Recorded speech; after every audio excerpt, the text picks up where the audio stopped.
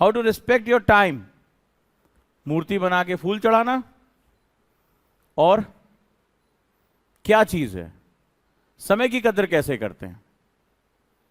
How to respect your time. Pen नहीं लेकर आए थे, गुड, हाँ तुम ज्यादा अच्छा बता पाओगे। मैं चाहता हूं कि मुझे डायरी दे दी जाए, जो हमारी गुरुकुल की डायरी है।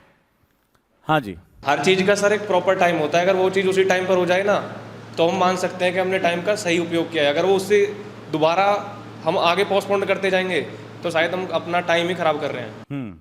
अच्छा, आप में से कितने लोग इससे पहले कोई और बड़ा सपना देख चुके हैं, आईएएस से पहले, यूपीएससी से पहले, आईआईटी, नीट, सीए, कुछ भी, और आपको लगता है कि आपके पास सब कुछ होने के बावजूद आप उसको पूरा नहीं कर पाए?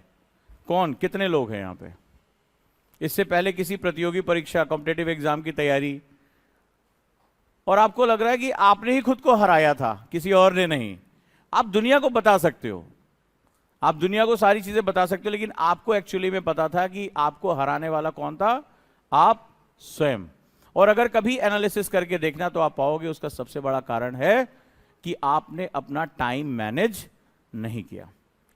अब जो मैं आपसे बात करने जा रहा हूं, ये गुरुकुल परिवार का, जो गुरुकुल हमारी परंपरा है, उसका सबसे बड़ा सेगमेंट है, और वो ये है, ठीक है। ये आपका सबसे, इस परिवार में आने के बाद सबसे जरूरी चीज आपकी ये रहेगी, क्योंकि ये जो टाइम है ये बहुत ही महत्वपूर्ण होता है। इसका विज्ञान बहुत इंपॉर्टेंट है।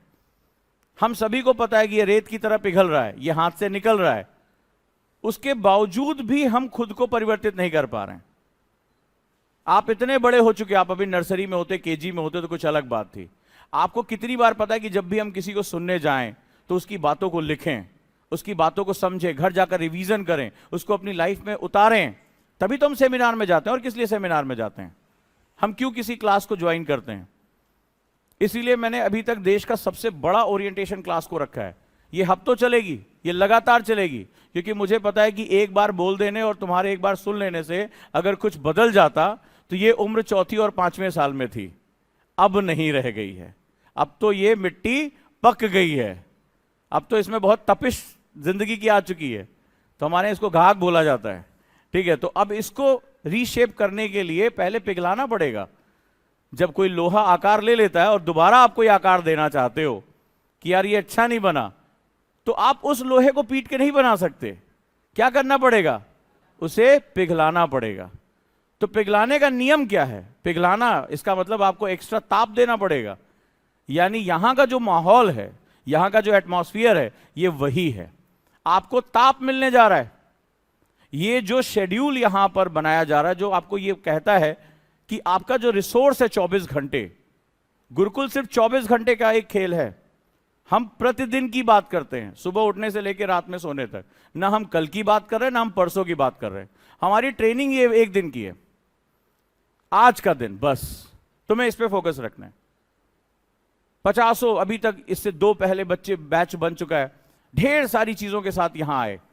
किसी को ओवर थिंकिंग की प्रॉब्लम, किसी को दोपहर में खा के सोने की प्रॉब्लम, कोई देर तक पढ़ नहीं पाता, कोई देर तक जग नहीं पाता, कोई जल्दी उठ नहीं पाता। अरे अगर 120 लोग, तो 120 दिमाग यहां आए थे। तो उन सबको पहले तपिश दी गई, पहले कहा बैठना है तुम्हें यहां पे। और जब ये चीज शुरू हुई तो धीरे धीरे वो पिघलने शुरू हुए। और जब पिघलता है, आपके अंदर से अगर अशुद्धि निकालनी है, अगर इंप्योरिटी निकालनी है, तो क्या होता है तरीका? उसको, एक सॉलिड चीज है, उसके अंदर कुछ इंप्योरिटी है और तुम्हें उसके अंदर से निकालना है। कैसे निकालोगे? उसको जब पिघलाओगे तब छाना जाता है। कभी अपने घरों में देखना, हमारी मदर इस बात को बहुत अच्छी तरह समझती हैं। जब घी से अशुद्धि निकालनी होती तो क्या करते हैं? उसको गर्म करते हैं, जब तरल हो जाता तो छान लेते हैं, छान के गंदगी निकाल देते हैं। तो इसका मतलब है कि हमें यह बात पता है कि हमें पहले पिघलना पड़ेगा, और पिघलता अपने आप नहीं है इंसान, उसको एक एटमॉस्फेयर देना पड़ता है। तो गुरुकुल एक एटमॉस्फेयर है। गुरुकुल एक ऐसी परंपरा है जहां आप नहीं भी चाहोगे तो भी हम आपसे वो काम कराएंगे, क्योंकि जो सबसे इंपॉर्टेंट चीज है जिसकी आपको रिस्पेक्ट करनी, वो आपका समय है। और मैं जानता हूं अगर आप कभी जिंदगी में असफल रहे तो उसका सबसे बड़ा कारण होगा कि आप अपने समय को पहचान ही नहीं पाए।